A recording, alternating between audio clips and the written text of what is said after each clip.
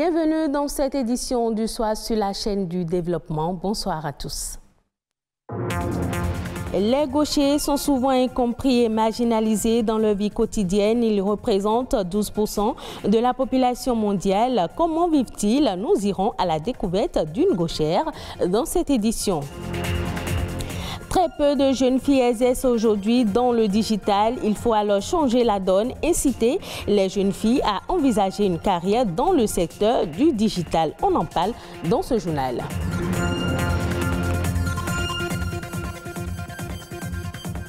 Connaissez-vous l'identité visuelle? Elle est l'image que vous projetez en direction du monde qui vous entoure. De l'appréciation qu'on fait de votre personne dépend de la qualité de cette image. Une conseillère en image nous en parle. On démarre cette édition par ce communiqué de la présidence de la République.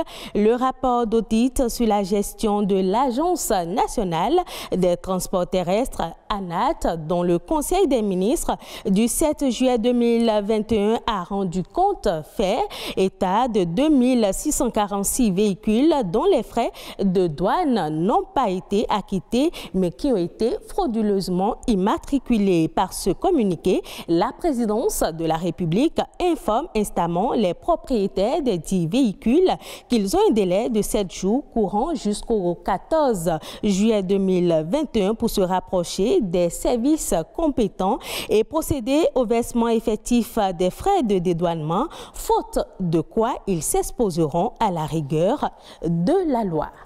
Les gauchers sont souvent incompris et marginalisés dans leur vie quotidienne. Ils sont souvent considérés comme des personnes handicapées. Ce cliché qui leur colle à la peau constitue une stigmatisation. Pourtant, ils seraient ce que l'on appelle des génies en raison de la façon dont ils utilisent leur cerveau. Comment vivent les personnes gauchères dans un monde dominé par les droitiers? Pour répondre à cette question, une équipe de notre rédaction a fait une incursion dans le quotidien d'une gauchère élève en classe de 6e. Louis Koudogbo et Mila Zopota. Ce sont des personnes comme tout autre, mais dotées d'une particularité. Elles ont la main gauche comme membre supérieur directeur. Merveille, elle est l'une d'entre elles. Élève en classe de 6e, elle écrit et fait toutes sortes d'autres activités, principalement avec sa main gauche. Avec mes camarades, on écrit au tableau, dans le cahier, et on fait les exercices ensemble. Je suis la seule à écrire avec la main gauche parce que j'écris très bien et je soigne mon écriture. Les gauchers ou les gauchères le vivent difficilement. Soit ils le vivent comme s'ils sont particuliers, s'ils sont bien forts dans la tête, ils arrivent à surmonter, mais il y a d'autres qui ont honte d'utiliser la main gauche. Il y a d'autres qui sont gênés de le présenter en public, du coup c'est ambivalent dans leur tête. Dans l'univers des gauchers, l'inconscient collectif les prend pour des personnes anormales. Pour cette psychologue, un tel regard ne devait pas être porté sur ces êtres humains, puisque la gaucherie n'est pas une fatalité. L'histoire nous apprend quand même qu'il y a beaucoup de grands artistes, beaucoup de grands auteurs, beaucoup de grands écrivains qui sont des gauchers et qui ont fait des choses spectaculaires. Beaucoup de grands sportifs, il y a certains sports dans lesquels on n'a que le côté gauche qui est plus développé et on a remarqué qu'ils sont les plus actifs, les plus performants. Donc du coup, il y a de quoi promouvoir les gens qui n'ont que utiliser ce côté de leur corps pour qu'ils se sentent un peu plus intégrés dans la société. Je suis très bien avec ma position de gaucher parce que dans la famille aussi, je suis la seule à écrire avec la main gauche. Avec ma famille et mes petits soeurs et papa et maman, l'ambiance est toujours bien, on s'entend toujours. Ce que j'ai remarqué est qu'elle est intelligente, mais elle a encore l'esprit d'enfant. Vous comprenez un peu, elle est intelligente, elle a encore l'esprit d'enfant. La fois passée, j'ai échangé avec son répétiteur. Le répétiteur disait, j'ai soulevé un certain nombre de problèmes. Le répétiteur me faisait comprendre qu'elle ne fait pas d'erreur. Quand elle écrit, elle prend le soin de ne pas écrire avec faute. Pour corriger ce regard discriminatoire que la société porte sur les gauchers, la communauté internationale a choisi la journée du 13 août pour mettre en valeur leur potentiel humain. Être gaucher n'est donc pas une tare, mais un trait distinctif d'une catégorie d'êtres humains. Des jeunes filles exerçant dans le domaine des TIC, en connaissez-vous plusieurs? Elles sont en effectif réduit dans le monde entier. Il faut alors changer la donne. Impliquer les jeunes filles dans le secteur des TIC devient aujourd'hui un enjeu international. C'est ce que nous apprend ce reportage de Rodrigue Babaguito. Une image qui traduit une fracture numérique entre les sexes. Ces filles choisissent faire de la robotique une filière longtemps réservée aux hommes. Malheureusement, elles restent peu nombreuses dans le monde. Les jeunes filles restent encore très peu représentées dans les domaines des sciences, de la technologie, de l'ingénierie et des mathématiques. D'après la communauté internationale, malgré les efforts mondiaux pour inspirer et impliquer les femmes et les filles dans la science, les femmes et les filles de nombreux pays restent exclues, freinées par les préjugés sexistes, les normes sociales et les attentes qui influencent la qualité de l'éducation des femmes ainsi que les options de carrière. La plupart de ceux qui n'ont pas accès à la technologie numérique sont des femmes et des filles dans les pays en développement. Les derniers chiffres de l'Union internationale des télécommunications montrent un écart de 17% entre les sexes dans l'utilisation d'Internet dans le monde. C'est encore plus large dans les pays les moins avancés. Dans un monde où le numérique se généralise, il est essentiel d'encourager les jeunes filles à faire des études dans les domaines de la science et de la technologie. L'Union internationale des télécommunications UIT s'engage fortement en faveur de l'autonomisation des jeunes filles du monde entier afin qu'elles puissent acquérir des compétences numériques et poursuivre une carrière portée par les technologies. Imaginez un futur où chaque enfant et chaque jeune, quel que soit son sexe, ait les mêmes chances d'accès et de formation en vue de tirer parti des possibilités illimitées qu'offrent les TIC et qu'ils soient encouragés dans cette démarche. En dotant les jeunes filles des outils pour explorer le monde des technologies, animées par leur curiosité et leur imagination, nous pouvons stimuler des solutions innovantes qui font appel au TIC pour relever certains des plus grands défis de notre époque.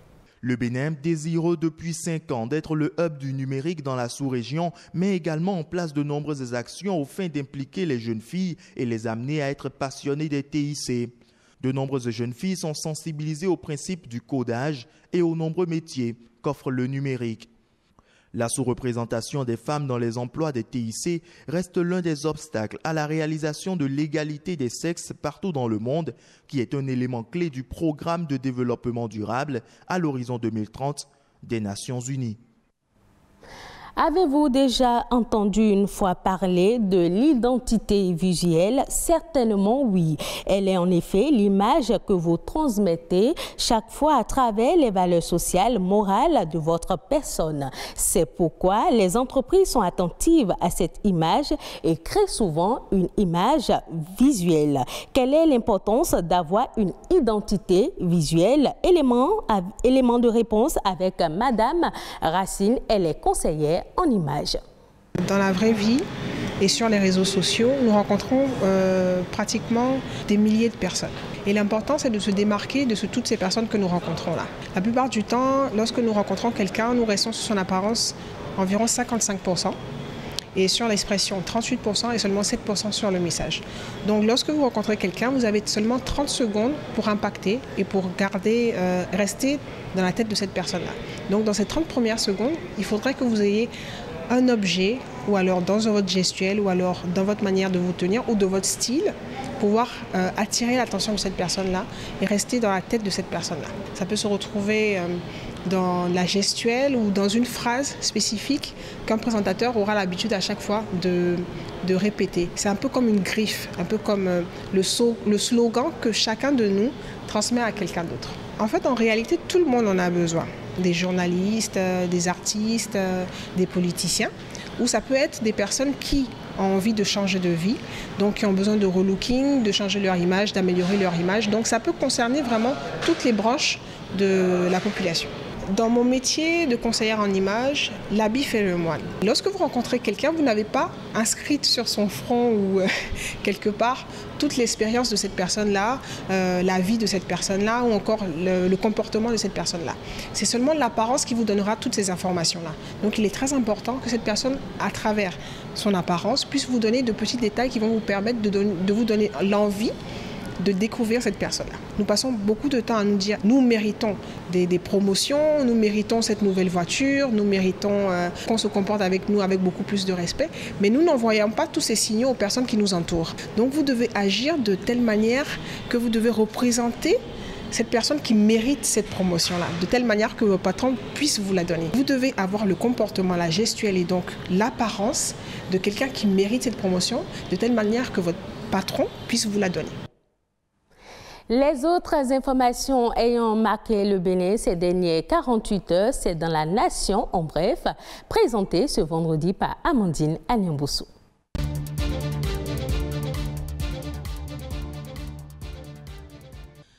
La problématique des métiers de l'intelligence artificielle au cœur d'une séance initiée par le ministère du Numérique et de la Digitalisation. L'objectif est de familiariser les jeunes béninois du secteur avec le concept. Selon la ministre Aurélie Adamsoulé-Zoumarou, le Bénin ambitionne de se positionner comme un acteur majeur en Afrique dans le domaine des applications liées au big data et à l'intelligence artificielle. Une étude est déjà en cours.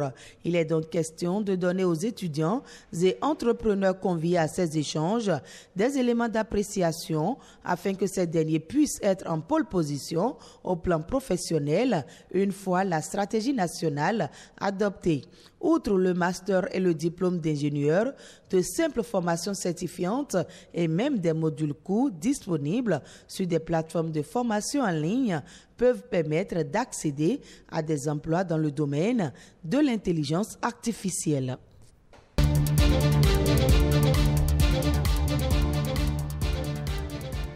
Renforcement des effectifs des forces de sécurité au Bénin, la police républicaine accueille 600 nouveaux agents. Ils ont reçu le parchemin de fin de formation à l'École nationale des brigadiers et agents de police à Porto Novo. Ces nouveaux policiers ont d'abord reçu une formation militaire commune de base durant 3 mois avant d'effectuer une formation pratique de 9 mois pour s'aguerrir au métier de la police.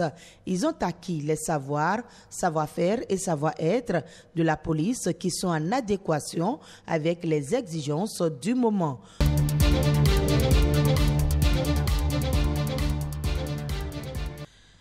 Demain, samedi 10 juillet, le stade de l'Amitié, Général Mathieu Kérékou, accueille pour la première fois, et ceci juste après sa rénovation, la finale de la Coupe de la Confédération africaine de football. Cette finale oppose à partir de 20h, heure de Cotonou, deux clubs maghrébins, le Raja Casablanca du Maroc et la JS Kabylie de l'Algérie.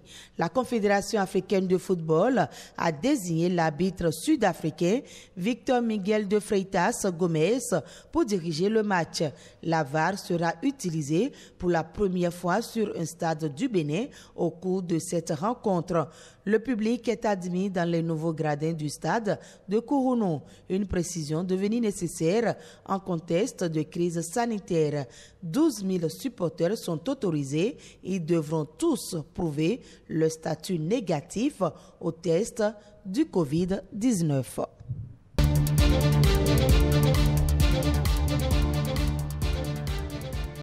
Au Kenya, les autorités comptent faire de la bourse du café de Nairobi NCE un marché central pour la commercialisation des fèves en Afrique de l'Est. Selon le responsable en charge de l'agriculture, le gouvernement travaille actuellement pour introduire dans le projet de loi sur le café une proposition autorisant la NCE à mettre aux enchères les grains provenant des pays de la sous-région. Cette démarche devrait permettre d'augmenter la capacité de transaction de la place boursière grâce à des volumes plus importants provenant notamment de l'Ouganda, de la Tanzanie, du Rwanda et du Burundi. Le pays est actuellement le 4e producteur de café d'Afrique de l'Est derrière l'Éthiopie avec en moyenne une récolte annuelle de 700 000 sacs de 60 kg. Et on finit par ce communiqué de la présidence de la République, le rapport d'audit sur la gestion de l'Agence nationale des transports terrestres, ANAT, dont le Conseil des ministres du 7 juillet 2021 a rendu compte, fait état de 2646 véhicules dont les frais de douane n'ont pas été acquittés, mais qui ont été frauduleusement immatriculés. Par ce communiqué, la présidence de la République informe instamment les propriétaires des 10 véhicules qu'ils ont un délai de 7 jours courant jusqu'au 14 juillet 2021 pour se rapprocher des services compétents et procéder au versement effectif des frais de dédouanement, faute de quoi ils s'exposeront à la rigueur de la loi. C'est la fin de ce journal. Merci de l'avoir suivi. Retrouvez cette édition sur le site de l'ORTB, www.ortb.bj.